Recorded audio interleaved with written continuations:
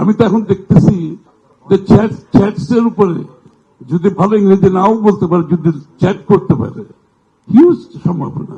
এটা কিন্তু বাংলাদেশে আমাদের এগুলো কিছু, আমাদের ইয়াং ছেলে মেয়েদেরকে আমরা এখানে ইনভলভ করতে হবে, কল সেন্টার ইনভলভ করতে হবে, বিশাল market.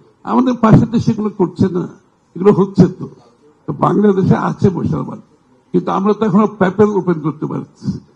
I don't see why not. What is the problem with that? আমরা তো অলরেডি বিএনপির আমাদের ইয়েতে প্রোগ্রামে বলেছি will open PayPal, will open it. এবং এই যে ট্রানজাকশন, ওরা যে বাইরে থেকে যে ওদের রেমিটেন্সটা আসে বাইরে থেকে, this is issue for them. যে ছেলে মেয়েরা যারা করতেছে, আমাদের ইয়াং ছেলে মেয়েরা, তারা কিন্তু করতেছে।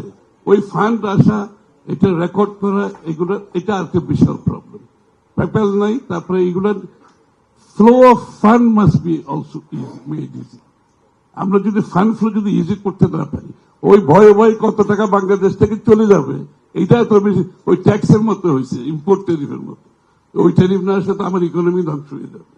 ওই বাংলাদেশের ওই ফান্ড ফ্লোতে আমরা একটা প্রবলেম, যে বাংলাদেশ থেকে টাকা নিয়ে যাবে, তো টাকা কি নিয়ে যায় নাই? টাকা তো নিয়ে গেছে ঠিকই,